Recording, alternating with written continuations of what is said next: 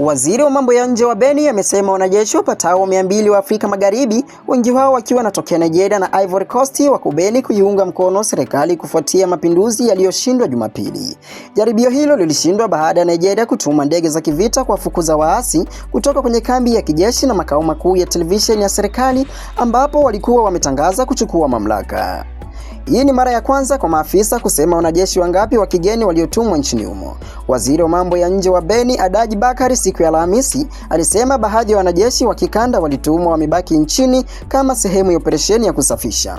Msako wa watu waliohusika katika mpango huo unaendelea, huku kiongozi wa mapinduzi aliyoshindwa akidaiwa kukimbilia katika nchi jirani ya Togo. Wanajeshi waasi walihalalisha vitendo vyao kwa kumkosoa Rais Patrice Talon jinsi anavyoshughulikia kuzorota kwa hali ya usalama kaskazini mwa Benin.